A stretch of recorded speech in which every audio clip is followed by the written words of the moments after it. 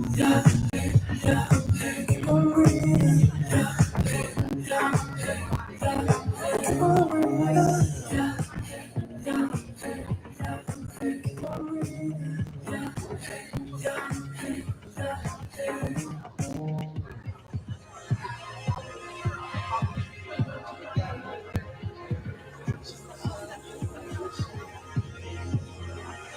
I'm in this game. Take lost and found. I'm cosmic flame. Never ending fountain. Like a distant star that is in the sky. Like a beating heart. Cause I fell in love. Like a shot, like a feeling. And a flash that you needed. With the golden ceiling.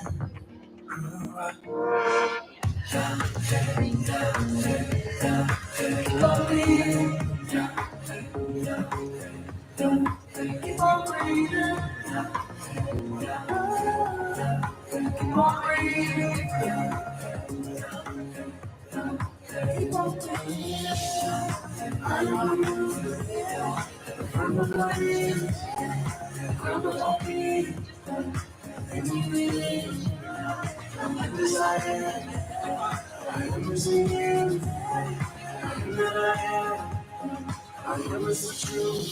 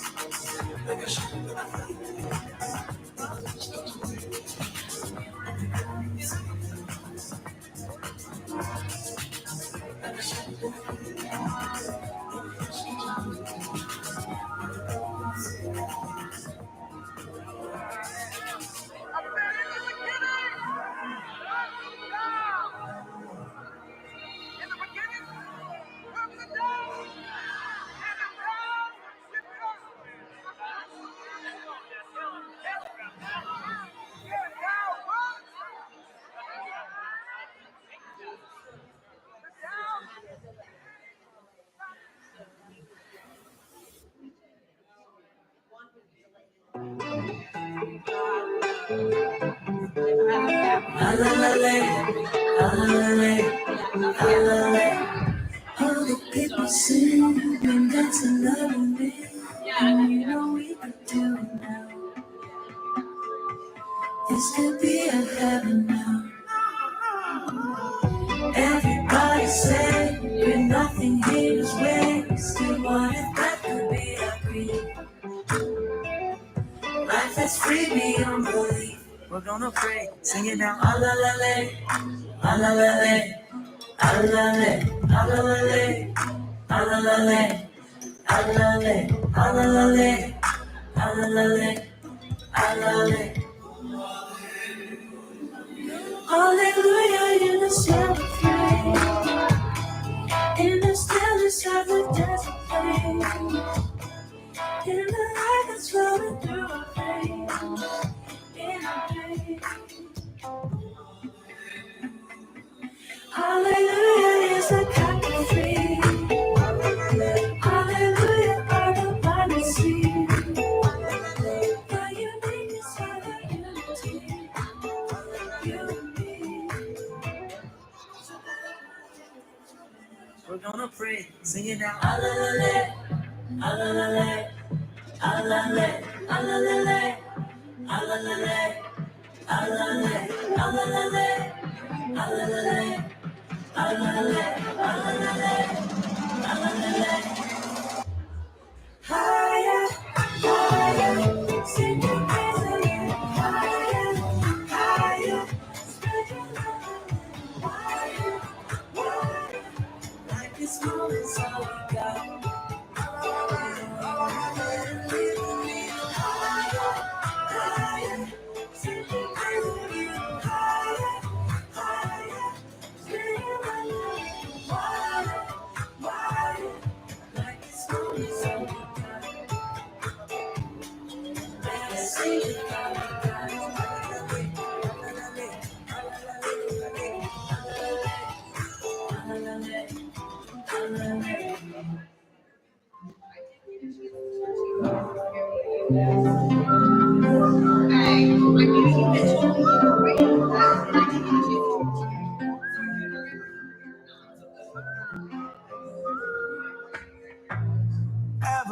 It's all too much, yet somehow still not enough. Afraid of them but don't like us. Like nothing ever satisfies or ever feel you lost your voice. A prisoner without a choice inside your mind. Sometimes we pass back out the sunshine. All of it's just the same sky. Just let go and know it's all gonna be fine. Come on, let's have a good time. We could all fly so high.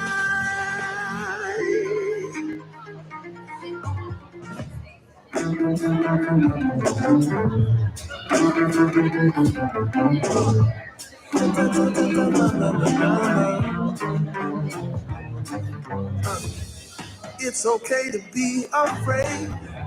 You don't gotta be okay. Just be.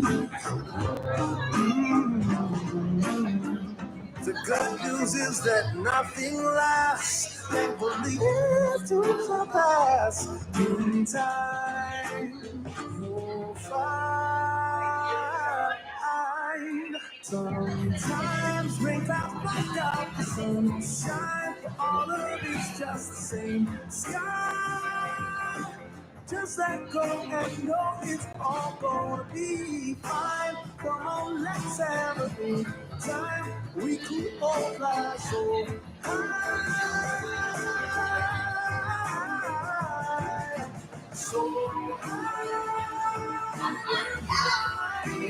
We all space to time. We always happen. Just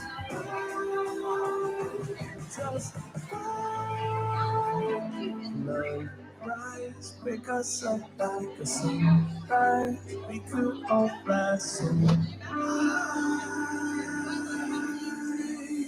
Oh, come on. Rise, pick us up like a sunshine. We can all fly so high. Everybody's looking for us.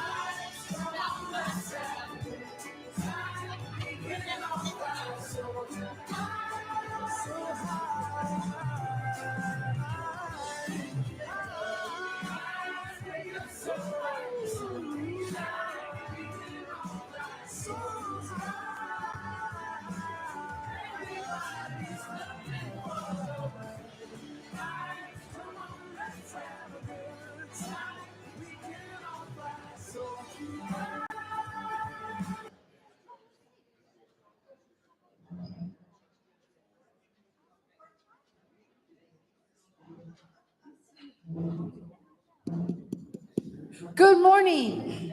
Good morning. It always helps if you turn it on. What do you think of our decorations this morning? This is all Lynn. This is the week that we're going to do kids camp. So this is all Lynn. I was so excited. I saw it when they set it up and the little signs on the tables and all that. She does go all out decorating. So I love this. I can imagine the fun the kids are going to have this week. So lots of great stuff going on. Again, welcome to Crosswalk. If you're new or visiting us for the first time, I'd like to encourage you to stop at the welcome table back in the back. Sharon will give you a gift that will give you some information about our church and help you understand why we teach the way we do and what we teach. So want to encourage you to stop back there and grab that. And then also want to remind you on Tuesdays, Pete is doing Praxis. They're doing the book of Acts right now. And it's on Tuesdays at 12 noon and 7 p.m. in his office. So if you're looking to really get a better understanding of the book of Acts, this would give you a great opportunity to get in and be part of the conversation and understanding it much better. So I want to encourage you to come and be part of that.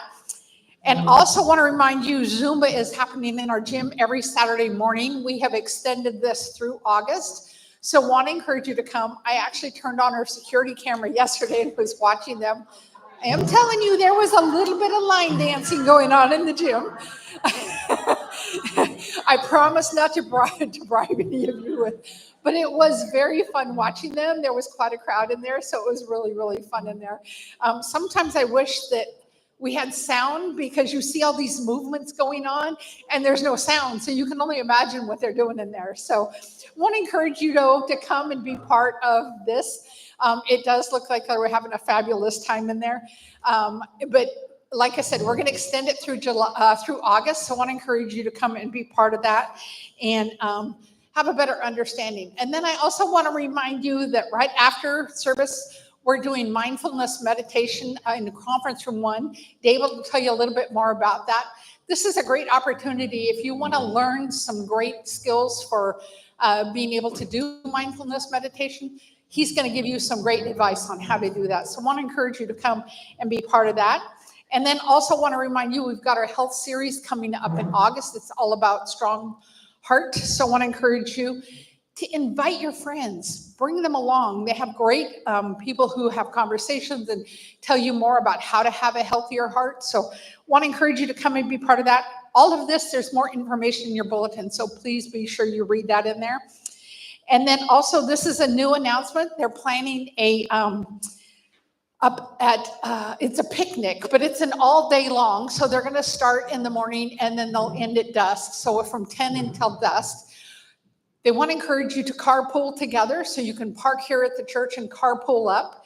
I've also been told that it's a totally covered, shaded area, so you won't be out in the sun for those of you like me who've had skin cancer twice who don't do the sun. It's paved, so those of you that are seniors that are a little leery to go out on rocks and stuff, it is paved. Even to get to the bathrooms, it is paved. So we want to encourage everyone to come up and be part of this, even if it's only for a couple hours during the day. It's going to be a lot of fun. They have a lot of different things planned for that. So I want to encourage you to put that date down on your calendar, Saturday, August 23rd, and plan on coming up. It's booth A, so it's straight up the highway. If you're a swimmer, the pool's going to be open, so you can also come and bring your kids and go swimming. But let us know if you're going to go. Carrie and down here in the front, raising her hand. She's the one you can get any other information from. And then Candace, who's on a cruise up in Alaska. So she's not here today.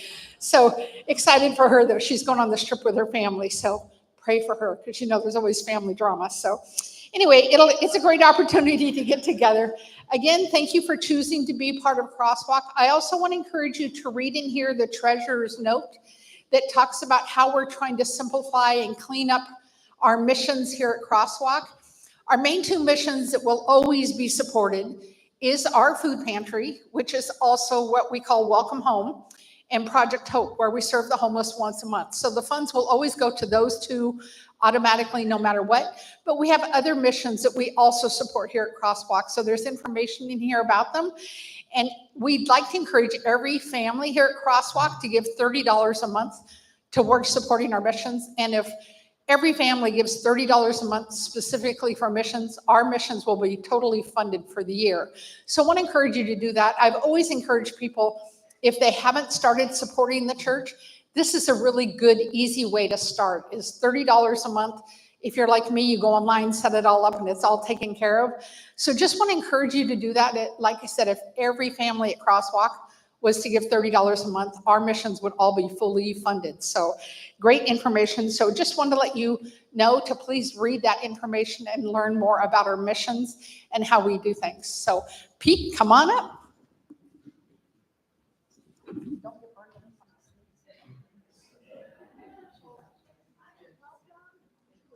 Thank you, Dar. Good morning, Crosswalk. Thanks so much for being here today. We've got some really cool stuff for you. First of all, did anybody enjoy Michael Gungor last week? Isn't that great?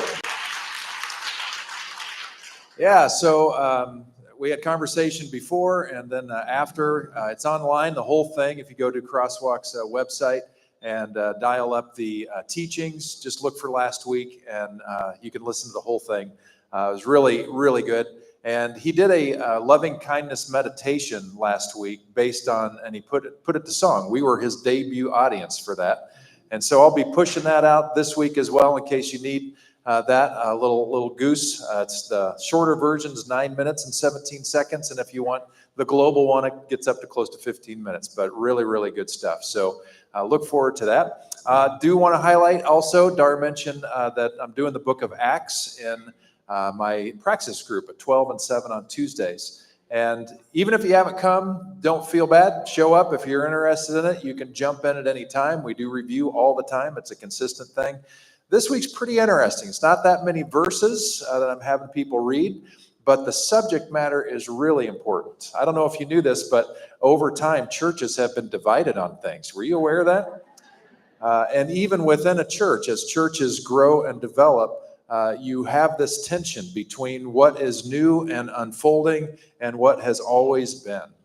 And that's exactly what we see here on a critical theological issue. So we'll see how the early church navigated that and how they played with this dynamic, and we'll learn something from it. So there's nothing new under the sun, apparently. I guess this conflict thing is going to be with us forever, which is great because we're going to get a great teaching today from Dr. Jenny Matheny.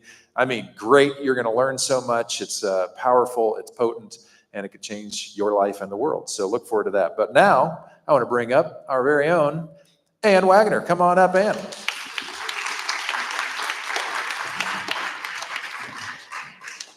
Ann is one of the best dancers in this church. I'm just going to say that right now. I'm not kidding.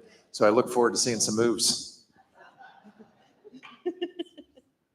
We are going to stand up, though, together, and we're going to do a little dance. So we are going to start with the Four Tops. And today, this song is called Reach Out, I'll Be There. And so you've done it before. On the reach outs, this is how we do it. So feel free to put one leg forward, do a little reach out. Okay, now let's try the other side. Reach out. Oh, nice. Now, let's see if you can do a little step touch. Oh, yeah. Oh, you guys look good. Okay. All right. Now we're ready.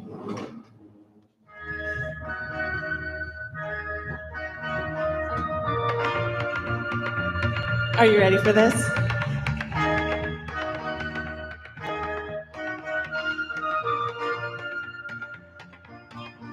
Now if you feel that you can't go on because all of your hope is gone and your life is filled with much confusion until happiness is just an illusion and the world around is tumbling down, darling, reach out. Reach out for me. Reach out for me. I'll be there with a love that will shelter you. I'll be there with a love that will see you through. When you feel lost and about to give up, 'cause your best just ain't good enough, and you feel the world has grown cold. And you're down all on your own, and you need a hand to hold. What you gonna do? Darling, reach out. Come on, girl. Reach out for me. Reach out for me. I'll be there to love and cover you, and I'll be there to cherish and care for you. I'll be there to always see you through. I'll be there to love and comfort you. I can tell the way you hang your head. You're not love now you're afraid. And through your tears you look around, but there's no peace of mind to be found. I know what you're thinking, you're alone now, forever alone. But darling, reach out. Come on, girl, reach out for me. Reach out. Just look over your shoulder. I'll be there to give you all the love you need. And I'll be there. You can always depend on me. Nicely done. That was so great. Now we're going to stay standing. we're going to sing a song that is pretty much the same idea, but a totally different thing. This is Great is Thy Faithfulness.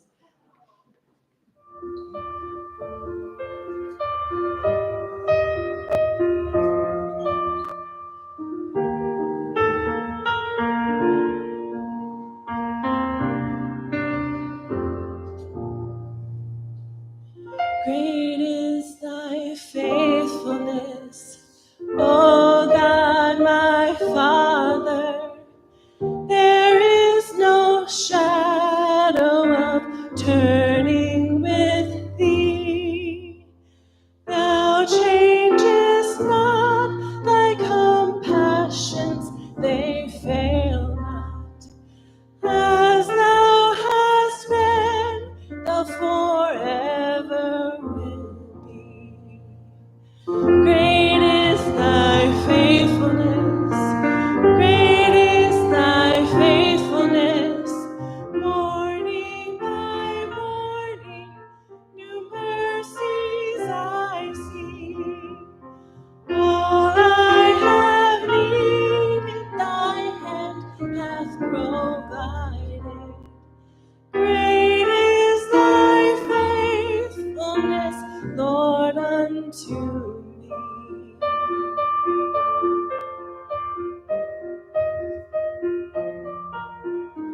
Summer and winter, springtime and harvest, sun, moon, and stars in their courses above, join with all nature in manifold witness to thy great faithfulness, mercy, and love.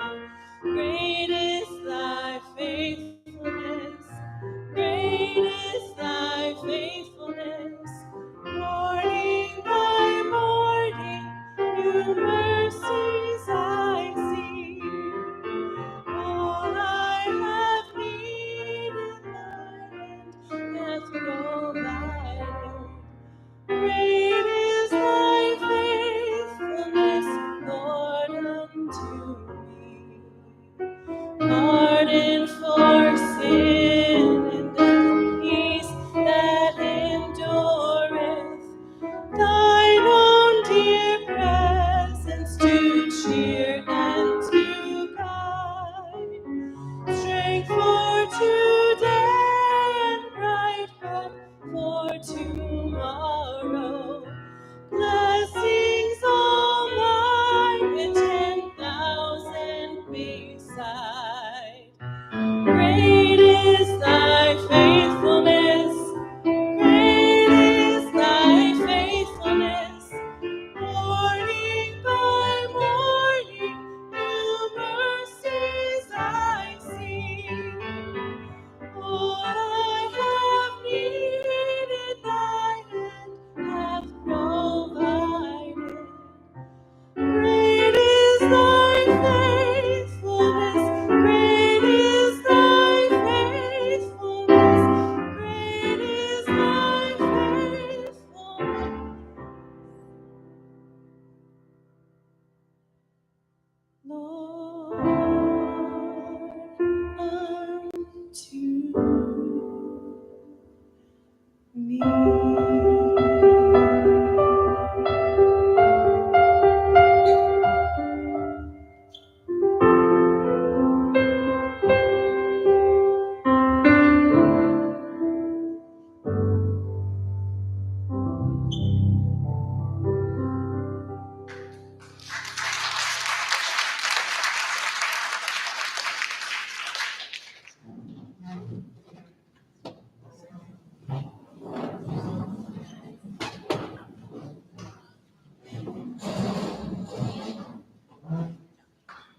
Good morning.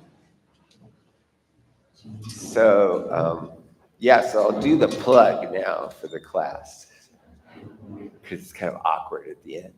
So, so 11:30. Usually it's second and fourth Sundays, but this month we're doing it just today, third Sunday. And we will be spending a bit more time with the meditation. I'm going to share a meditation with us today, guided meditation, that sort of leans into mindfulness, one model of mindfulness. And so we're going to be working with that. And we usually work with some other stuff on an ongoing basis, sort of shifts as we go. But yeah, I really encourage you to come if you're interested, 11:30 in the small conference room. Yeah, so for right now, there's a lot of different takes on meditation, on mindfulness, really on all this stuff. I mean, I think of it as being a person on on the planet. You know, this is what we're dealing with. This is what we're experiencing, and it's really just working with that, working with our experience, working with understanding, knowing, and learning about ourselves and our journey. And so one way to look at it is sort of comes in three parts, and that's what we're going to explore today. There's three parts, and the first part we're going to go through, it sort of starts with the body. It starts with just being, sort of being a physical entity. And so we'll start with that, and that's a quieting thing. And then we go into awareness, which is really, really important. I mean, I think it's important in life to be able to be aware of our experience, aware of what's happening in our world.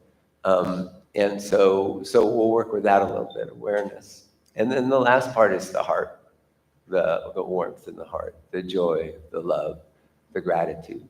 So we'll put those three pieces together as sort of an experience of meditating. So we just start by sitting comfortably, finding a way to sit comfortably, sitting for about, when I did it myself this morning, it's 8 minutes and 32 seconds, so approximately 8 minutes and 32 seconds. And then just start by focusing on your breath. You can close your eyes, leave your eyes open with a soft gaze, whichever is easiest and most comfortable. And just focus on the feel of your breath, the rise and fall of your chest. And we're not doing anything special with our breath, just being aware of it, allowing it to fill our attention right now, just for a moment. And as we go, I'm just going to pause for a few seconds from time to time, just for quiet and just for a few breaths, just so we can experience that ourselves internally. So just experience being with the breath for a couple of breaths.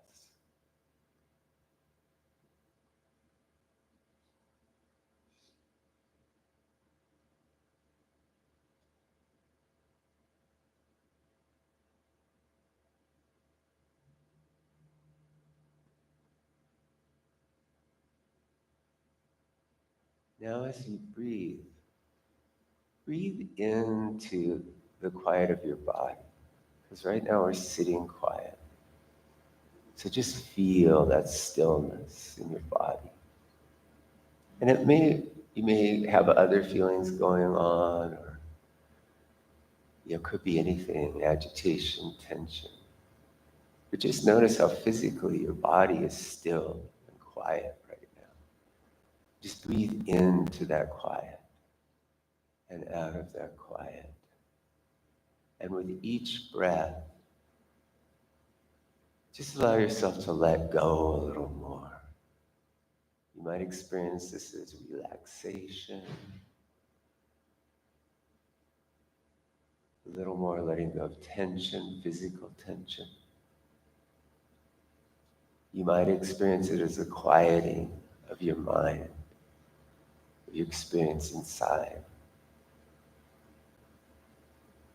No judgment, not trying to force anything, just try and let go a little more every time, every breath, into the stillness and out of the stillness.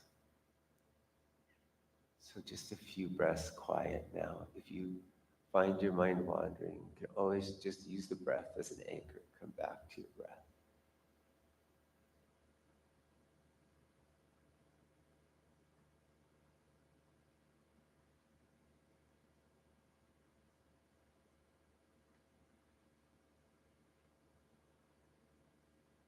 Beautiful. Now, for the moment, we're going to imagine that that stillness continues. And we're going to turn our attention to our awareness. This is an interesting thing to do, to actually think about how our attention and awareness works. Because it's always there, this consciousness, this awareness. And it's always the same. It's like the center of our selves. This awareness is always there. So just imagine, visualize, think of your awareness right now as a field in front of you. Or you could imagine it as a space around you. Or you could visualize and feel it as an open and spacious sky. And in your awareness, in this open and spacious sky, you can allow a little space for thoughts to be thoughts, and feelings to be feelings, images and memories to be just that. We can allow them to come. We can say hello to them. We can allow them to go. So again, with this stillness of our body, the awakeness in our awareness, let's just sit for a few breaths.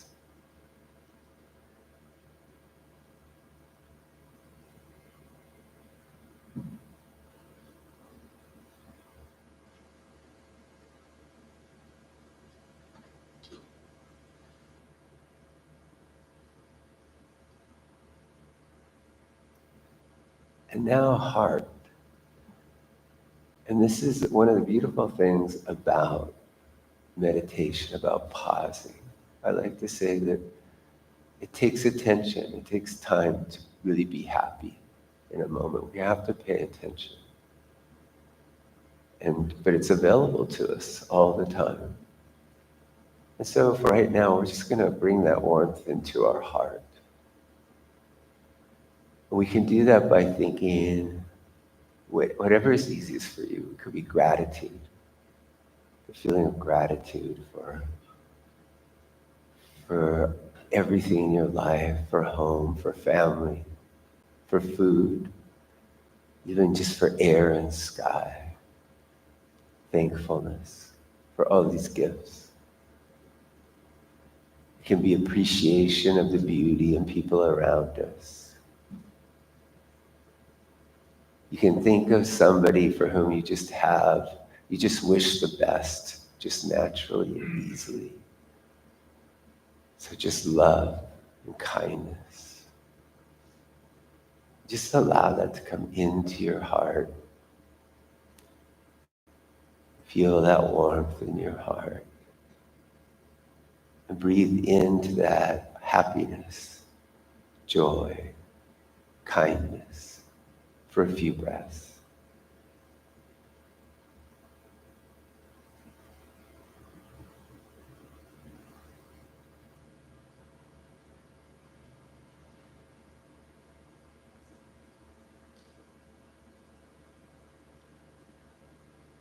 And for our last few breaths, let's just remind ourselves of the stillness,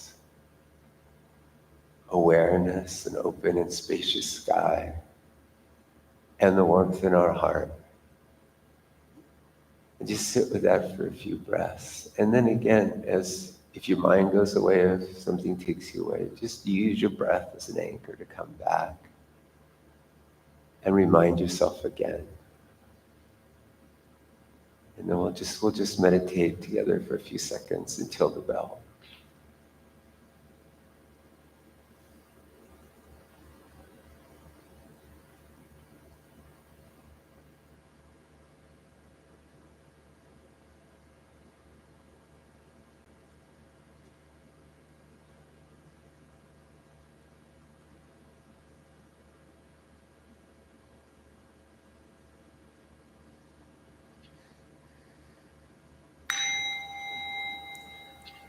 right. Thank you very much.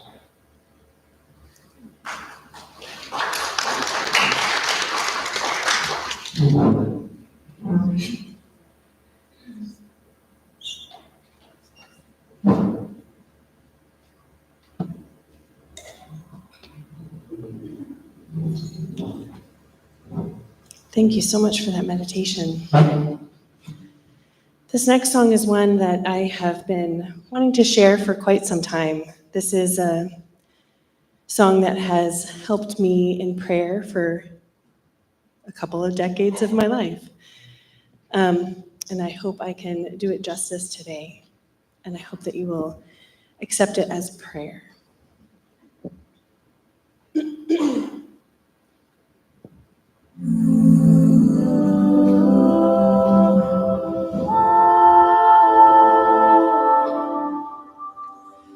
Oh, great God, be small enough to hear me now.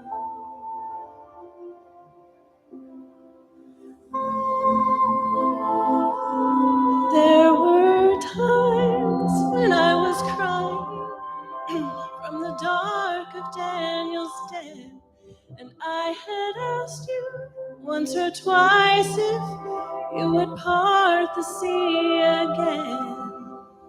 But tonight I do not need a fiery pillar in the sky. Just wanna know you're gonna hold me if I start to cry. Oh, great God, be small enough to hear me now.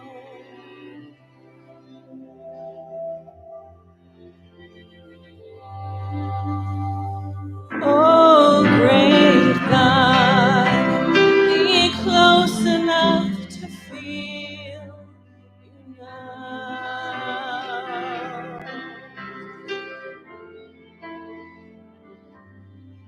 There have been moments when I could not face Goliath on my own. And how could I forget we've marched around our share of Jericho? But I will not be setting out a fleece for you tonight. Just wanna know that everything will be alright. Oh, great God, be close enough to feel you now. All praise and all the honor to the God of ancient mysteries, whose every sign and wonder turn the pages of our history. But tonight my heart is heavy, and I cannot keep from whispering this prayer. Are you there?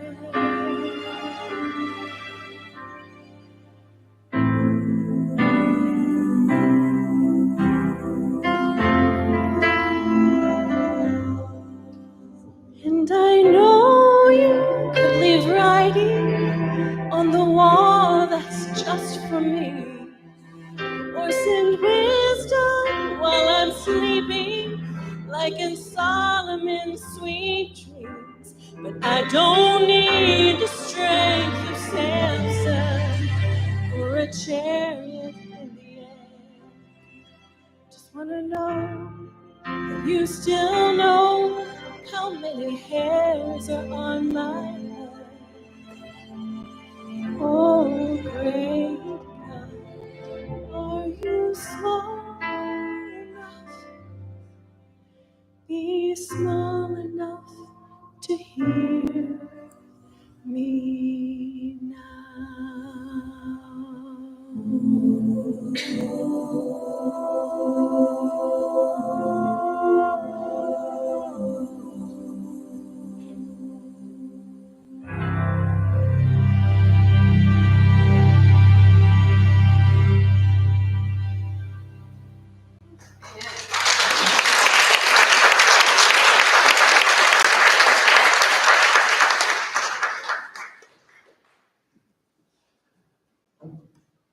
And I think you did it justice. Oh my gosh, that was so touching and beautiful. Thank you for that. I am really excited to bring up to the stage Jenny Matheny. She'll talk a little about her story here, but I love her scholarship. I love her dynamism. I love her curiosity for what's next. And she's going to be teaching about some components of her book, which will be coming out. We thought in the fall, but because of those darn editors, next spring. But man, you are going to get so much out of this. So Jenny, come on up. Let's welcome her to the stage.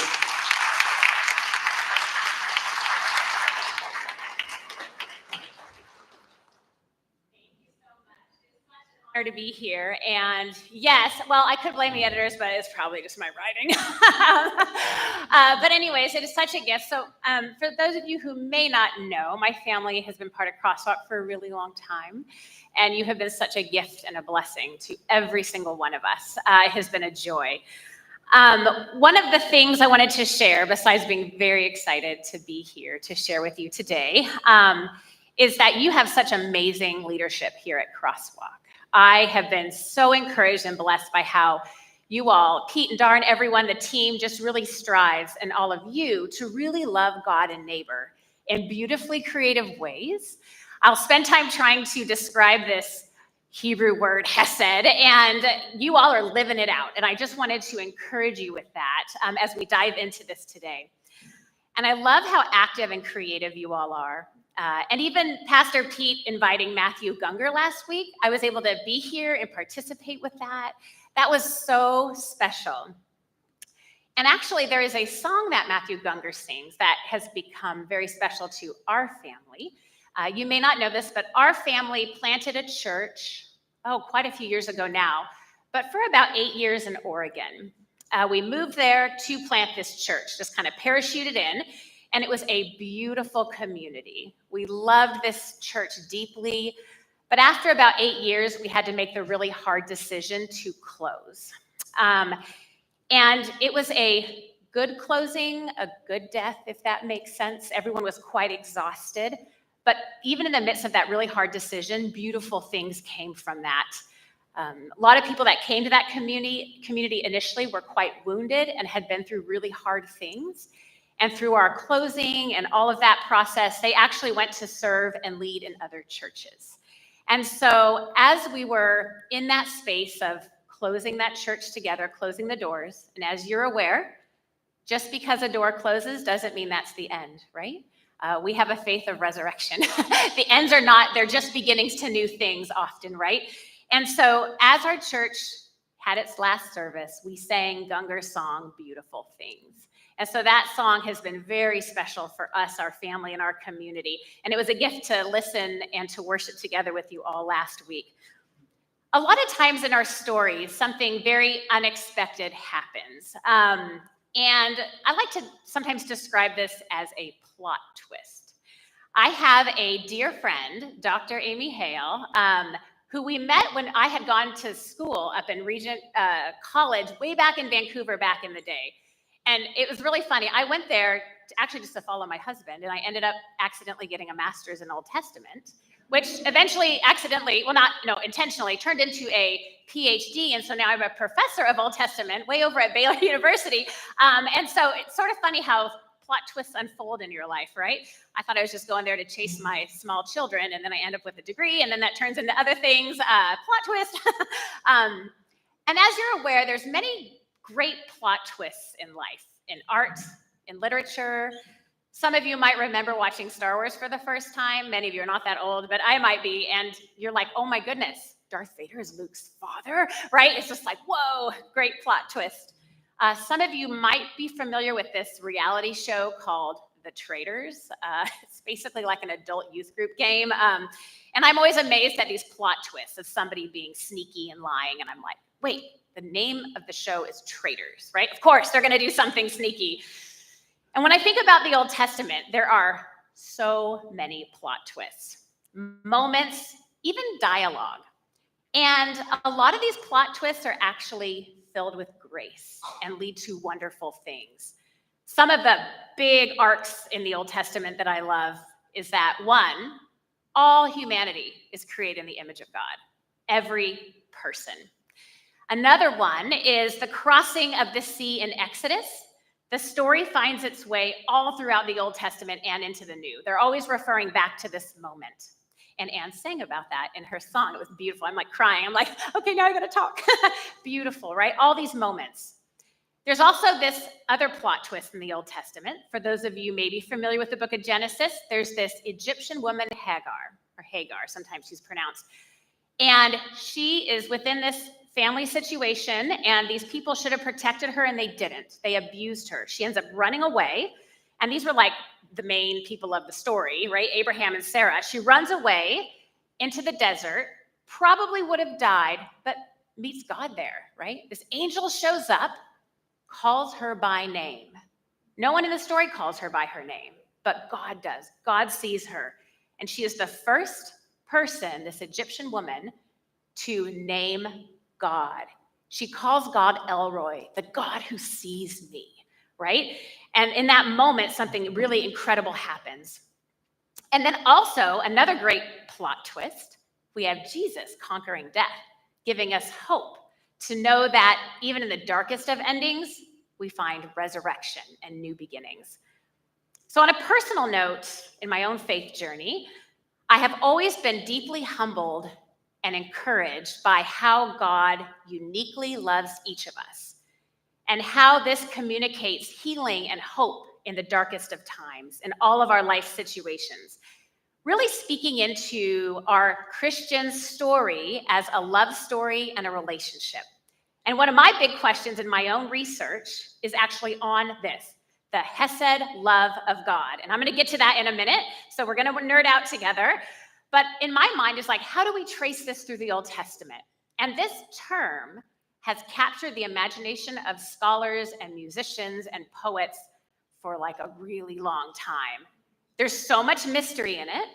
And one of the ways I like to kind of think about it is and I'll get to this a few times, but it's relational, it's unique, and it kind of embodies all the hope and imagination and ethics and justice, all of that within this word. So it's really, really hard to define, and I'll tell you why in a minute.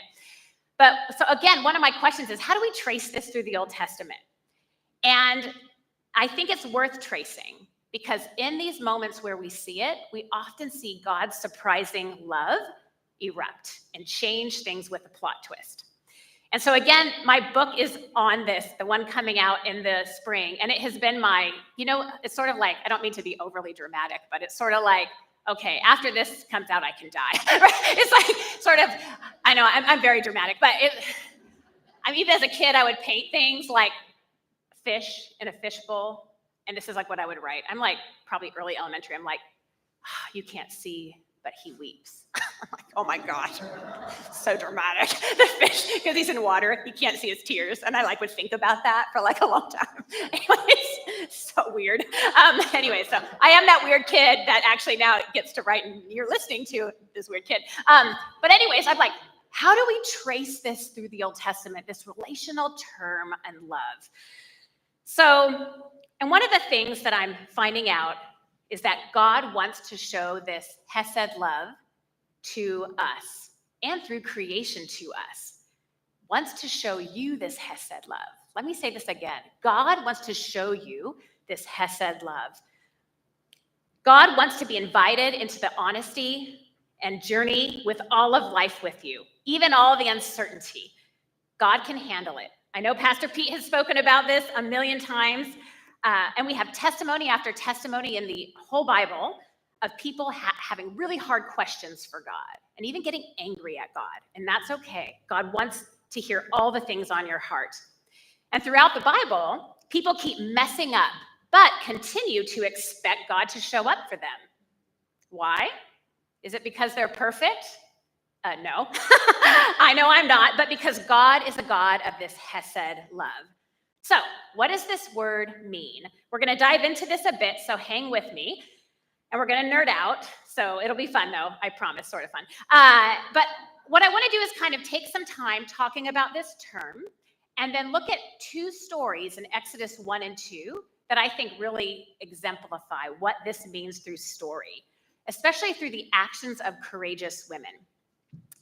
So The tricky thing is, in our English Bibles, and I have it up behind us, chesed, or I'll say hesed, has been translated in a lot of different English words. So, and the little, like, the words after NIV, ESV, those are different English translation Bibles. So, love has been translated as loving kindness, mercy, loyalty, steadfast love, unfailing love, kindness, faithfulness. And it's evident from all the various ways that it's translated that how it functions within its story and its context matters. It's a noun, occurs over 250 times in the Old Testament, and 127 of those are in the Psalms. It is a special term unique to the Old Testament. It does not have a cognate in other Semitic languages. There's no equivalent in other languages. It is a special word in the Old Testament. About 2/3 of its uses are God and God's movements and activities, and most of those, right, they're in the Psalms. So then outside of the Psalms, it's about even, right, with it being between people and God. After a really insightful study on the lexical field of Hesed, one scholar, Gordon Clark, writes that certainly there is no single word that can replace every occurrence of Hesed in the Hebrew Bible or the Old Testament.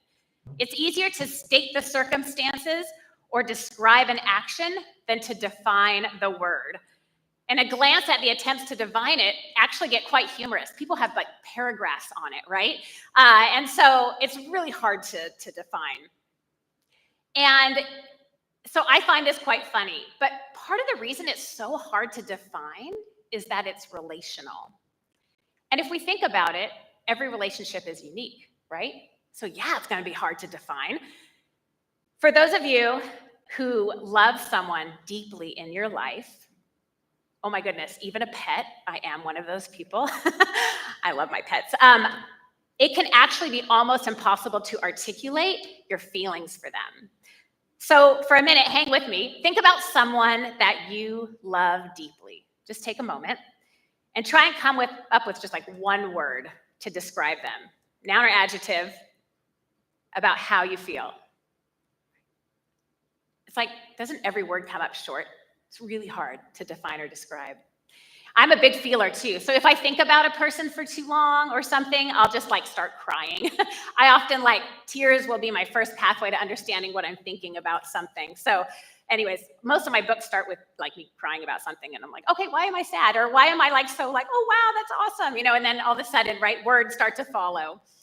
So in my research on Hesed, it became pretty clear that acts of Hesed were much more than obligations, like I have to love you or I have to do this.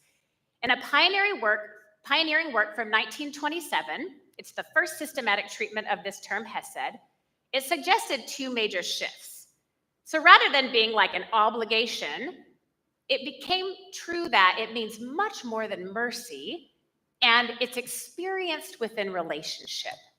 So more research from more scholars started to reveal that lots of important terms are drawn to Hesed, such as compassion, mercy, truth, justice, covenant, faithfulness, favor, goodness, grace, righteousness.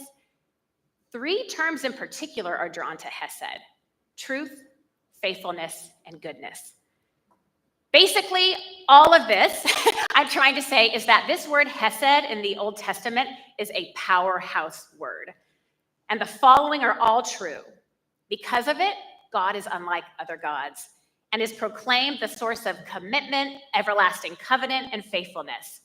The prophet Hosea calls out for Hesed because where it is lacking, there is injustice.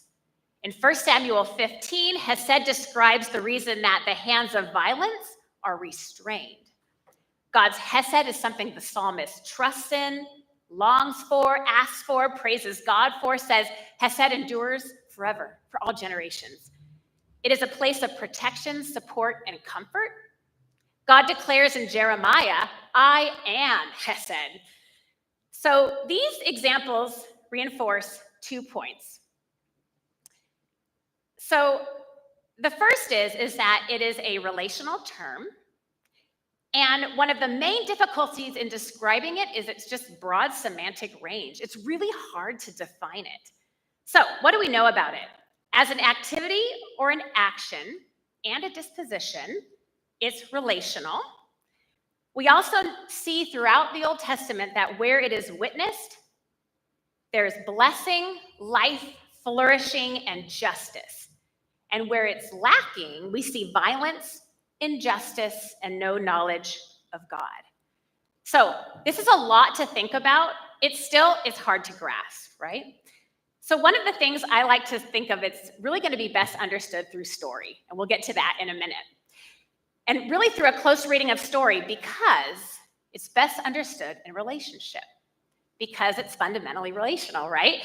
So, and this is evident in all these foundational markers that we see scholars agree on.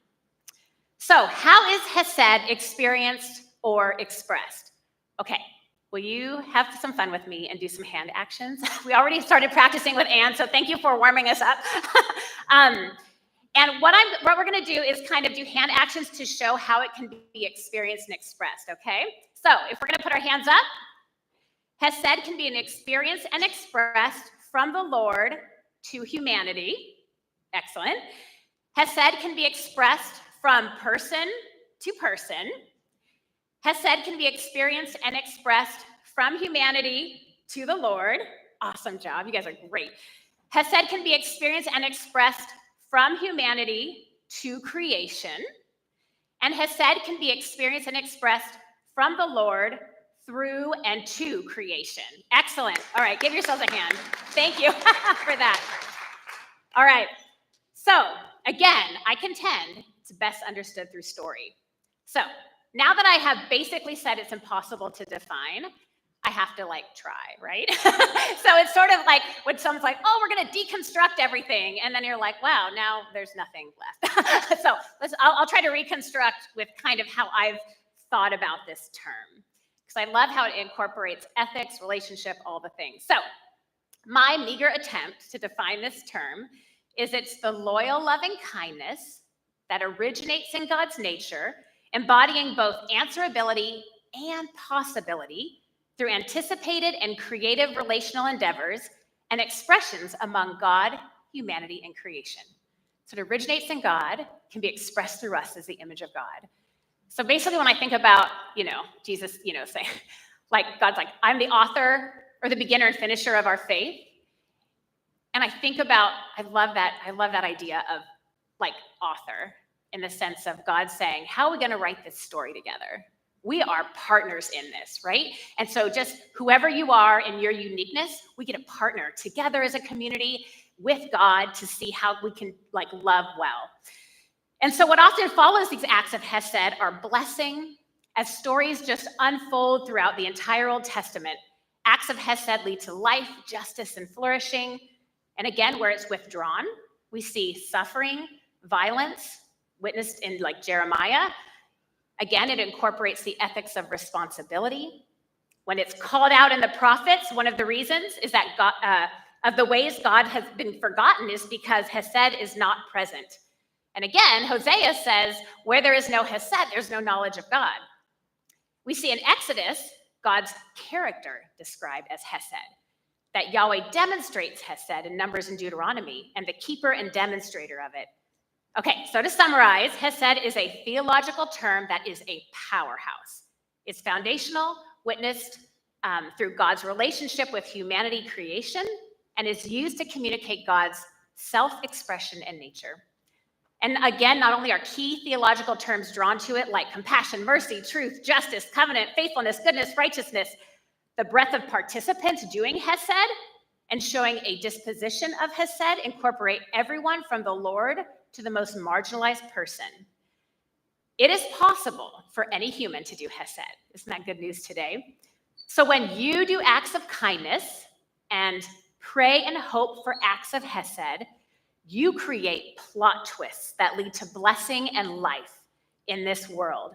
When you stand up for the oppressed, when you feed the hungry, when you care for a family after the trauma of an ICE raid, when your church is an evacuation shelter or a community space to help people navigate complex legal system, you are acting with hesed. And where we find hesed, again, we find great plot twists that lead to life and point people to the Lord. So what I hope to encourage us all with today is that acts of hesed happen in difficult spaces. And often these can go unseen. My hope is to encourage us all as we try to navigate very complex and difficult things in our world today. Again, I contend that this word hesed is best understood through story. Because you know why? If it's not in a story, it remains abstract. Kind of like the word love or friendship. So just for fun, we're going to just think again, just for fun to think about this. If I were to ask you to define the term friendship, what would you maybe say? So just think a minute. Some of you might describe a previous wounding, and it might, what might come to the surface is what friends are not. Some might be more positive and list key attributes or qualities such as honesty, faithfulness, kindness, empathetic understanding. If I then ask you to describe a particular friendship, right, your focus gets really unique and specific, doesn't it? If I mention a season in your life, maybe your elementary years at Vichy or McPherson, or maybe middle school from Silverado. I grew up here. I remember these days, right? The turkey trot, or Redwood, or high school, right? Maybe at Napa, Justin, or Vintage. Wow, friends there have very different feelings, right? Than as adults. Different seasons of life. All right, so I want you to think about a particular friend from school, maybe work, church community, workout class, Zumba, right? Maybe your Wordle group, I don't know. How does a friendship that you have made, even if for not very long, impact your life? What is it about that person that you find meaningful? Just think a little bit about that. So now if you're thinking about that particular friend, what's an adjective or a noun that describes them? Or how would you define that friendship, right? So what I want you to do, think about that, and just for 1 minute, share with a neighbor how you would describe that friend. Try to with one word, all right? So, and feel free to group together if you need to, but just think of a particular friend and try to think of that one word to describe them. I'm telling you, it's hard. It's hard.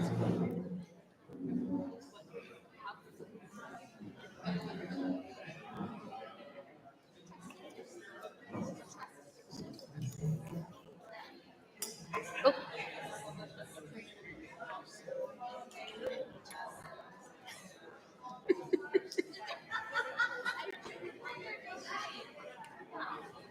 That's funny.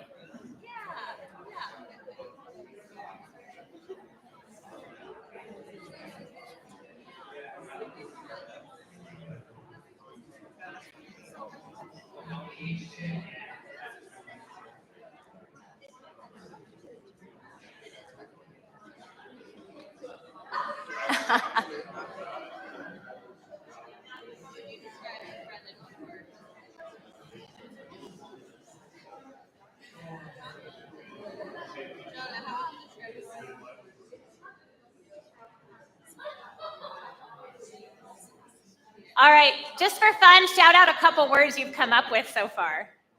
Just a word. What?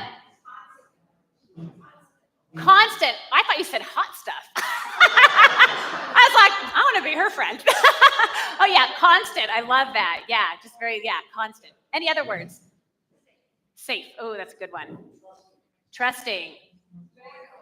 Faithful. Steadfast. Oh, I love that. Loyal. Oh, so good, right? Duty? I love it. So it's and it's so fascinating, right? Because even as you say that word, if you pluck that out of context, there's just so much you can't explain, right? And I think that's exactly, and what you all have done is how do you describe something so relational with a word, right? You can get close, but it's really hard. And so thinking about it within story, and when you think about a particular person, wow, it gets very specific. How has that person loved you well? Been loyal well? And it's going to be so unique and different, right? And that's, I think, one of the things I want to kind of really share with us today is Hesed is relational with God and with us. And so, like, it will take millions of years, right, to even begin to share all the stories that it could capture. I have a dear friend that whenever, like a dear friend growing up, and when I think about her, I really think about her kindness. Because I was that klutzy friend that always sat on the Barbie things and broke them. And so I would like sit on the Barbie horse leg or the car, and it was like, oh shoot, I broke something again. But she was always so kind about it, right? Because I was just like really klutzy. I have another dear friend that, like, she is a professional psychologist, and whenever we talk about middle school, she'll like get red in the face.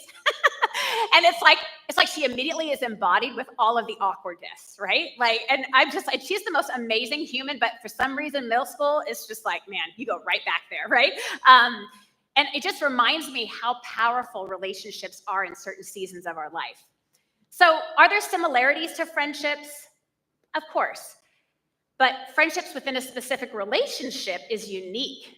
And as you focus on, as we did, these particular individual stories, we have really beautiful stories, memories, and distinct connections emerge. And similarly, Hesed is an idea is best understood with a close reading within its story and in its relationships. And this is because Hesed is fundamentally relational. You are unique. Your relationship with God is unique. And it's amazing that we all have unique relationships with God and with one another. And at the same time, we're all beautifully connected. I just find that so incredible. And the two stories that I want to highlight today are surprising places where I suggest Hesed is expressed. And even though this particular term is not used in the story, and I argue for it in my book, that it might not be in there, but it's in there, that we see this Hesed between people. And what we notice is that when we see it, where it is, or, and often where the word is, it can be surprising, contain courageous risk, and end in life-saving acts, flourishing spaces for others. When someone acts with Hesed, others flourish and are not diminished. So as you all have been working through Jesus' Sermon on the Mount with Pete, I was like kind of going back through some sermons just to kind of see what's been happening. I love how Pete preached on Jesus' command to love your enemies. Like, wow, that's a hard one, isn't it? And what I found fascinating as I was really thinking about that, these stories in Exodus are these awesome Hesed stories that show the complexity of what it means to love when the world feels crazy. Kind of like ours now, maybe. What these women do in a very upside down kind of way is to love those that have been labeled enemies. And they're actually very vulnerable enemies. Corrupt powers are trying to destroy these people. And Pete asked a great question later in that sermon a few weeks ago. Should we destroy with hate or build up with love? And there are so many stories in the news today that highlight hate. Sometimes we see glimpses of love, but often it's more focused on the negative. And frankly, I find it very overwhelming. So as I was kind of praying and thinking about this sermon today, two stories just kept coming back to my mind. And they are completely about God's love in unexpected places that I find deeply encouraging, and through very unexpected people. I think that is what I'm going for today and longing for today. And I imagine a lot of us are longing for. We're asking, where is God at work in the world, and how can I be part of it? And just for fun, there's a line that I think will capture the passages we'll be going through today and the essence of this message. So if you don't remember anything else from today, this is what I want you to remember. It's a German phrase. I'm going to say it once, and then I want you to say it with me. All right? Fang das Baby. All right? Say it with me. Fang das Baby. All right. What is that? It means catch the baby. So as I was thinking about Exodus 1 and 2 today, this phrase just came to mind, and I have been laughing about it for like 2 weeks. It reminded me of my daughter, Emma, and her German teacher in high school. And to practice phrases, they would embody them. So they literally had a baby doll in their classroom, and they would do Fang das Baby, and they would catch the baby. So if you catch a baby, guess what else you have to do? Wirf das baby, throw the baby. I was like, did you actually throw a baby around the room? Like a doll. Yes, we did. I'm like, oh. So wirf das baby means throw the baby. So they actually had, again, this doll that would go around the room. And the reason we'll focus on fang das baby is because I feel like these are what these stories are all about, catching babies in Exodus 1 and 2. And my hope is that as we work through these stories, it becomes clear that even in an oppressive and dark society, there are individuals working in subversive ways that, although at first might not seem like a big deal, these actions alter the course of like entire nations. My hope is that we're encouraged by small, unseen acts of love, courageous love that never make it to CNN, Fox News, NPR, Facebook, or TikTok. So fang das baby, catch the baby. What do I mean by this? Basically, trust your human instincts to love and to be generous, even in a society that might be giving us messages of fear and trying to make people outsiders. You are created in the Imago Dei, the image of God. And we are created to be generous and to love. So this might seem silly, but as I read Exodus 1 and 2, the corrupt world is telling them to wirf das baby, to throw the baby, but no, the way to love is to fang das baby, right? To catch the baby. So thinking about acts of courageous love, hesed is the word that captures this. The actions are actions of hesed because they involve risk, offer salvation to another, and contribute to the flourishing of life and freedom under current oppressive politics. And the reason I bring this up today is that the stories we encounter in Exodus 1 and 2 show women risking their lives to love. And what someone could say to love their enemies. So let's turn to Exodus 1 and 2 and think together. And I'll have verses up here on the screen. And I'll give you a quick introduction of like when you're reading Old Testament stories, there's ways to do this. They're not written as strictly historical accounts. They are theologically motivated. And what I mean by this is these stories, the purpose of them, they're trying to tell us something about God within a messy world that's made even messier, right, by really messy people, us. And I like to consider the writers as word artists. They're communicating these theological ideas, painting a picture, and often it's subtle. You have to really like watch for it. And in chapter 1, one of the things, and I'll say this again, just consider who's named and who's not named in chapter 1. And I'll summarize parts and then we'll read it. So, quick recap. In the Bible, we see hesed experienced as expected and unexpected places of kindness and forgiveness in communities. In this way, it can be witnessed as an extension of the image of God and as a key way that we humans can image the Lord. It is like a seed in a soil of relationships, both divine and human, holding generative possibilities and has the potential to unleash flourishing in this world. It can be witnessed in stories, again, that don't employ the term. This is what we're going to look at today. And these individuals in Exodus 1 and 2, Shiphrah and Puah, and the daughter of Pharaoh, they act with acts of hesed. The Bible presents an ideal vision of humanity in imaging the Lord by demonstrating hesed to other human beings. I like to call it as people keepers and earth keepers. And by keeping, what I mean is protecting and guarding. It's what we were initially supposed to do in Genesis, right? Protect, flourish, all of that. And when we are attentive to the reality that the Lord is characterized by hesed and that every person is created in God's image, we notice that hesed can be extended not only through actions, but also disposition. Our mind, our outlook, our sincerity, our hope, our desires. So what I'm going to do right before we get into the text, keep in mind these things, tools and how to read Old Testament stories. The first is that Hebrew stories are subtle, succinct, and theological, right? They're not going to go on and on and on about all the darkness in Mordor, right? Often it's just boom, boom, boom. And it's asking these questions. What does the story say about humanity and God? And again, think about who is named in these stories and who is not named. All right, let's finally get into the stories. Thank you for hanging with me. So Exodus begins with the new Pharaoh forgetting all about Joseph's administrative gifts and leadership. Threatened by increasing population of Israel and fearing a political overthrow, Pharaoh rises with an oppressive force and decrees that all Hebrew baby boys shall be killed. However, several women demonstrate courageous acts of hesed that will subvert his violent decree. Shiphrah and Puah are the first women in Exodus to defy the Pharaoh's murderous plan. And why? Because they fear God and they love God. Now, fear in the Bible is not just I'm scared, but I'm very reverent, respect, right? I really trust in God's ways. So these midwives play this trickster role and they navigate this oppressive system and they act as keepers of and protectors of humanity. So let's read a few verses together and I'll have them up on the screen. And again, think who's named, who's not named.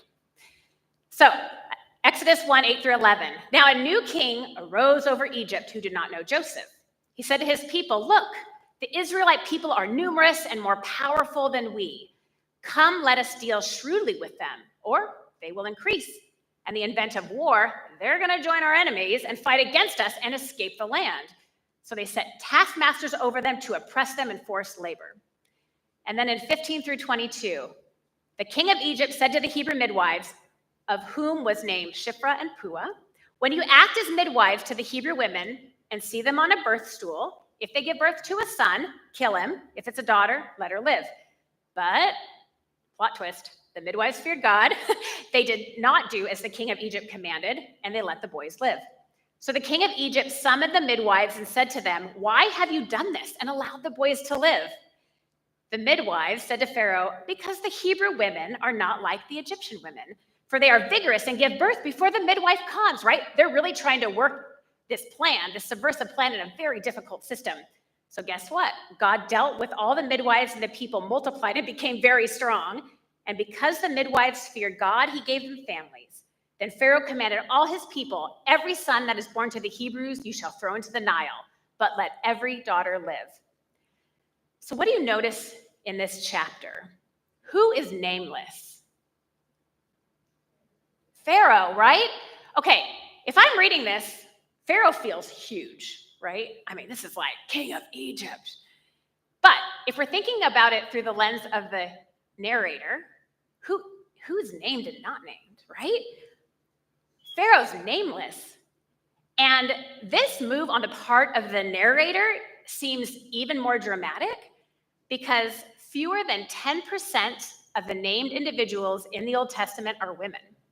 And most that are named are like queens, matriarchs, really prominent positions, and these are just like midwives. So these midwives, right, they have this like side job thing, they're like named, right? This is a big deal. What I like to tell my students is that if this were a piece of art, somebody was painting Exodus 1, it would be, if you were to like put things in the right perspective or size, Pharaoh might be this like tiny little figure in the back, and in the front, you'd almost have the hands of Shiphrah and Puah changing the course of history, right? But it's something done unseen, not many people know about. But really, what the narrator's focusing on are these midwives, right? Pretty incredible. And I love to just imagine that because Pharaoh feels so huge. And in Old Testament studies, it's like, who's the Pharaoh of the Exodus, right? There's movies written about it. It's like, you know what? Does it matter? I don't know. I'm kind of digging Shiphrah and Puah and like the stuff they're doing, right? There's hands that are defying orders to allow life to continue. So the Lord sees their courageous acts of hesed, acts that lead to life, blesses them, increases their inheritance, gives them families of their own. Exodus 1:21, God dealt with them, the people multiplied, and because the midwives feared God, he gave them families. Now, I know this is a complex issue, and many, many wonderful families love God deeply, and they're not able to have children biologically. And I didn't want to run through this passage and not name that. But I think the irony of this story is that these women are standing up to the biggest, baddest ruler in the land and about to change the course of history through their actions. So they are saving baby boys, and there is a certain baby boy that we're going to talk about in the next chapter that's kind of ends up a really big deal. So next we're moving on. Have some of you heard of that guy Moses? He is a big deal in the Old Testament. And I'll let you know, when I went to Bible college, I actually didn't know who Moses was. I remember all the students be like, well, you know Moses. I'm like, I don't know. I know who Jesus is. Don't ask me where. Somewhere in the New Testament, you know.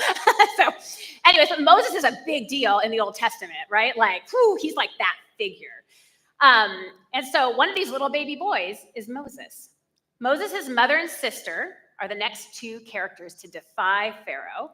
They save baby Moses. But at this point in Exodus 2, Moses isn't named yet. Moses' mother, Jochebed, this Levite woman, hides baby Moses for 3 months until she can't hide him. I'm thinking he's getting a little bit whiny and loud. So she makes this basket for him and to float him down the Nile River. She places Moses in the reeds along the Nile bank, while Miriam, big sister, right, closely monitors her baby brother.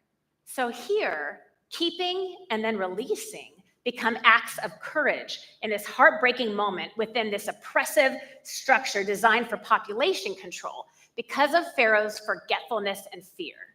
In this vulnerable moment, a powerful woman appears in the story, right? I could just hear the music. As the helpless Hebrew infant floats along the Nile, an unsuspecting daughter of Pharaoh becomes a surprising savior. She did not plan for this moment, but she is in it, and she chose to be courageous. Now, the like music I'm imagining is probably not what you're imagining. The music is actually connected to DeMille's 1956 Ten Commandment movie. Have some of you seen that? It's old and awesome. Basically, this scene in that movie is Pharaoh's daughter with all her attendants, and it's basically a 1950s pool party. You might as well have like beach balls, ukulele, like Elvis with his ukulele in the background. It's this whole pool party scene, right? And one of the funny things in that scene too, they even body shame each other. It's like, whoa. One of them's like, so-and-so, you're so fat, you ate too many sesame cakes. I'm like, oh my goodness, like, you can't do that. That would not fly today. By the way, that is not in the Bible. Okay. But it's really funny, like how certain, film directors like imagine these Bible scenes, it's just like, yeah, it's such a party. So let's go ahead and read the next passage. Exodus 2, 5 and 6. Wait, oops, I got ahead of us. My apologies. The daughter of Pharaoh comes down to the river to bathe while her attendants walk beside the river. She saw the basket among the reeds and sent her maid to bring it. When she opened it, she saw the child and he was crying, and she took pity on him. This must be one of the Hebrew children, she said. Notice she's aware he is not an Egyptian. And she's probably also aware that these babies were sentenced to die by her father.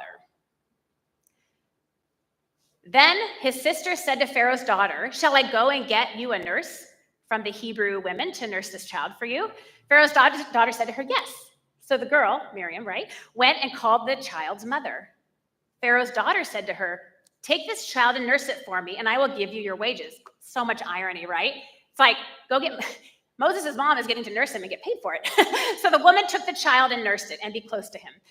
When the child grew up, she brought him to Pharaoh's daughter, and he became her son. She named him Moses because she said, I drew him out of the water. Wow. Pharaoh's daughter chose to courageously love and choose life for this baby that was under the decree of death.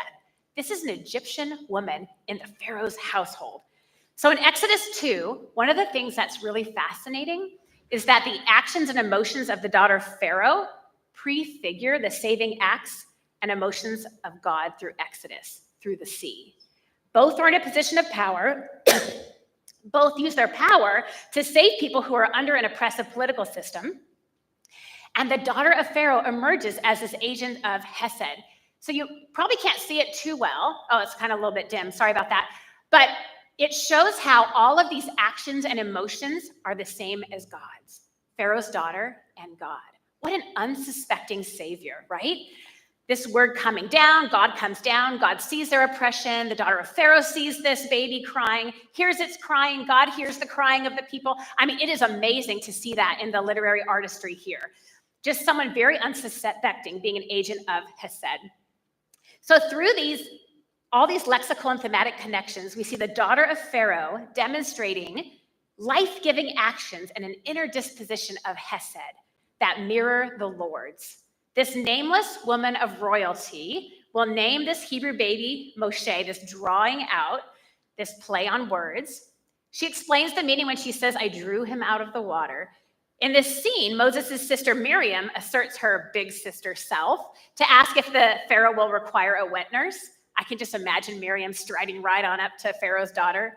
So I can just imagine her saying like, so you need someone to like feed this crazy baby, right? I might know a gal, right? So Miriam, Moses' sister, gets the mom, right? She's such an assertive big sister. And yeah, you see that play out throughout the Old Testament too. It's really fun. So the Egyptian daughter of Pharaoh confirms. So Miriam goes and get her and Moses' mom to fulfill this role. Through this unlikely nameless Egyptian heroine, the key figure of the Old Testament, Moses, is rescued and raised. What becomes clear through these stories of courageous acts is that the seed of Hesed may flourish in diverse contexts and in diverse women and men, right? From the birthing stools in Hebrew homes to the banks of the Nile near lush palace grounds. What I hope these stories give us is a small glimpse into the incredible hope we have in the Lord's Hesed and in our acts of Hesed that may seem small and insignificant in our world, that might loom large with oppressive forces. Again, Pete asked us a few weeks ago, should we destroy with hate or build up with love? When the message seems to be throw the baby or drop the baby, we think about Jesus' words to love God and neighbor. It becomes really obvious we need to fang das baby, catch the baby, right?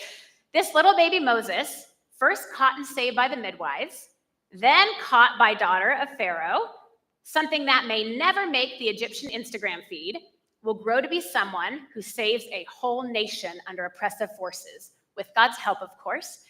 And even more women in his story are going to help Moses out throughout. And there's also a big brother who messes up quite a bit, but tries really hard. I love how the Bible does not show these people perfect, but they keep trying to do what's right and just, even after moments they blow it. So as we close today, I'd love for us to read some verses of a psalm that speak of God's Hesed love enduring forever. We're just going to read a few verses of it. And what I'm going to do is read what's in black, and then together we'll read what's in purple. All right? Willing to do that with me? This will be fun. All right. Here we go. Can you all see that okay? Oh, good. Basically, your line is, the Lord's Hesed endures forever. All right? Okay, so Psalm 136, verse 1. I'll read the first part. Give thanks to the Lord, for he is good. And then together, the Lord's Hesed endures forever. To him who alone does great wonders, the Lord's Hesed endures forever. To him who divided the Red Sea asunder, the Lord's Hesed endures forever. To him who led his people through the wilderness, the Lord's Hesed endures forever. He remembered us in our low estate. The Lord's Hesed endures forever, and freed us from our enemies. The Lord's Hesed endures forever. He gives food to every creature. The Lord's Hesed endures forever. Give thanks to the God of heaven. The Lord's Hesed endures forever. Awesome. Thank you so much. Let us pray. Lord, strengthen and encourage us today with whatever pharaohs are in our lives. Remind us that they are smaller than they seem. Give us the eyes to see places that we can do courageous acts of Hesed in our communities. And why? Because you shower us with your incredible love, this Hesed love first. Thank you that your love never fails and remains forever and never gives up on us. Thank you so much. So today, I actually am so grateful that Anna's leading us in worship, and we're gonna have one final song, I believe, if I'm not out of order, and then Pete will close us out. All right, thank you so much.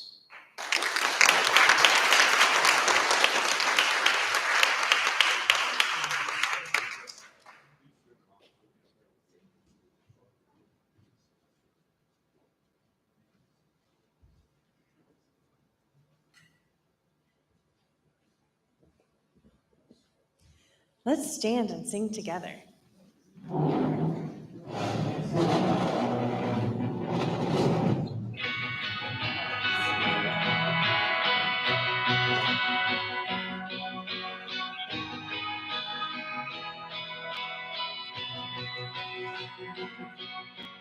higher than the mountains that I face, stronger than the power of the grave, constant through the trial and the change. One thing remains. One thing remains. Your love never fails, never gives up, never runs out on me. Your love never fails, never gives up, never runs out on me. Your love never fails, never gives up, never runs out on me. Your love.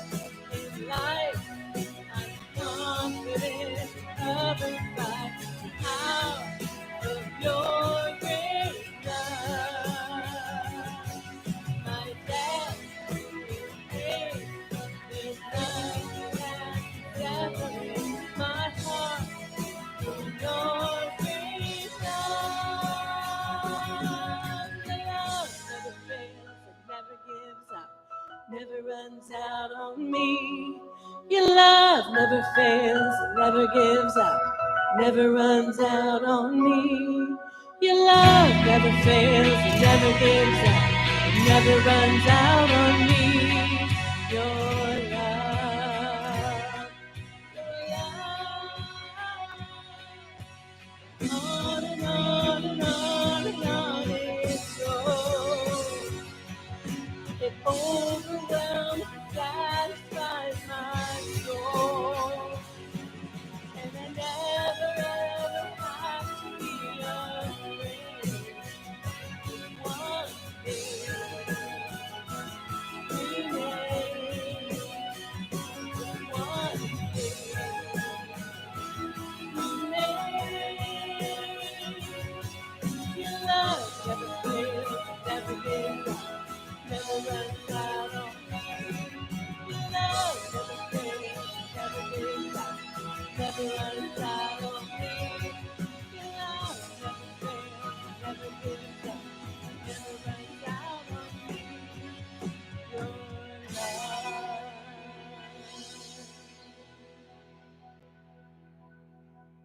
Amen. Crosswalk. I'm going to do the benediction. Crosswalk, have a wonderful week, and may God's love carry you through.